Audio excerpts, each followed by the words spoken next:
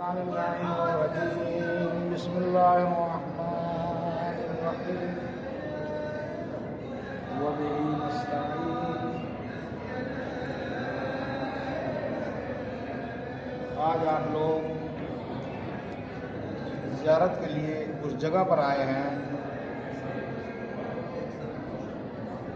جہاں پر اہل بیت اطہار کے اس لٹے ہوئے قافلے کو لے کر آئے تھے اور کس عالم میں لے کر آئے تھے۔ یہ بیویوں کے ہاتھ پس پشت بندھے ہوئے تھے، سروں پر چادریں نہیں تھیں اور بھائی بھتیجوں کے سر نو کے نیچے پر بلند۔ ابھی آپ گئے اور آپ لوگوں نے وہ یزید کا دربار دیکھا، وہ بازار دیکھا کہ جس بازار سے اہل بیت اطہار کو گزارا گیا،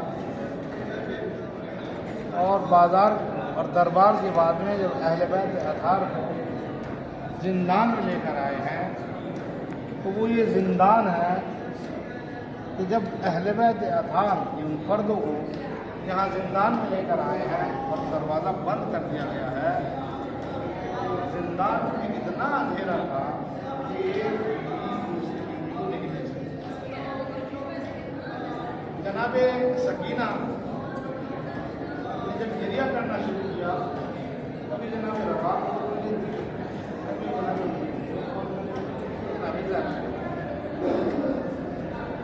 اور جو باقی عورتیں تھیں انہوں نے اپنے بچوں کے منہ پہ ہاتھ رکھ لیا تھا، اس لیے کہ کہیں جناب زینب کو تکلیف نہ ہو۔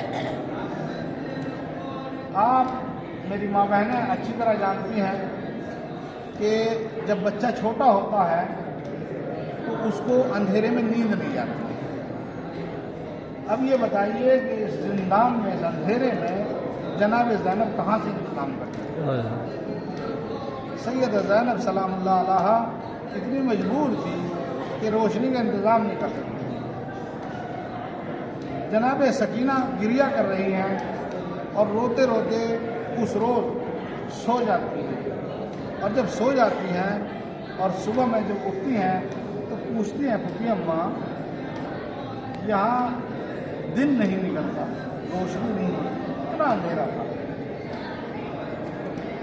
جناب سکینہ جب پیدا ہوئی تھی تو اس وقت امام حسین علیہ السلام کے ہاتھوں پر جب دی گئی جناب سکینہ کو، تو امام حسین علیہ السلام نے اس وقت گریہ کیا تھا۔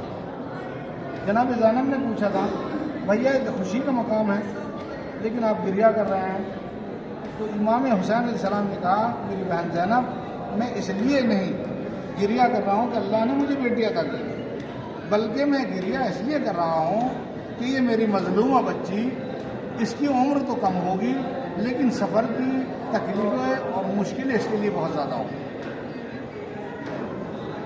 جناب سکینہ وہ بچی ہے کہ اگر جناب سکینہ کی نام سے کوئی دعا مانگی جاتی ہے تو اللہ اس دعا کو ضرور قبول کرتا ہے۔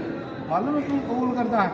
اس لیے کہ سب سے چھوٹی شہزادی امام حسین علیہ السلام کی لاڈلی ہے۔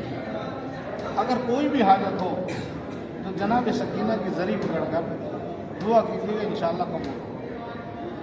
جناب سکینہ پر اتنی مصیبتیں پڑی، جناب سکینہ کا یہ عالم تھا کہ جب کوئی حادثہ یا واقعہ ہوتا ہے نا، رونما کوئی واقعہ ہو جاتا ہے تو بچہ اگر اس حادثے کی کچھ تھوڑی سی بھی آہٹ محسوس کرتا ہے تو گھبرا جاتا ہے۔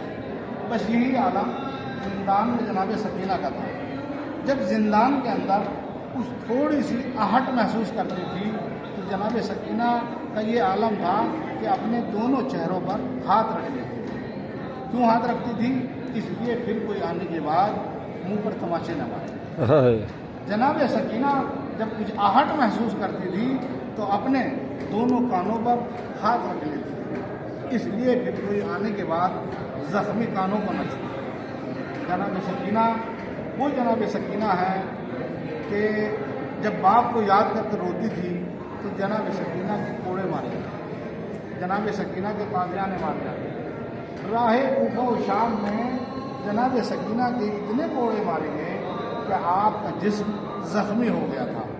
کہتے ہیں کہ آپ کا جسم اتنا زخمی تھا کہ آپ نے جو کرتا پہنے میں تھی وہ جسم سے چپک گیا تھا۔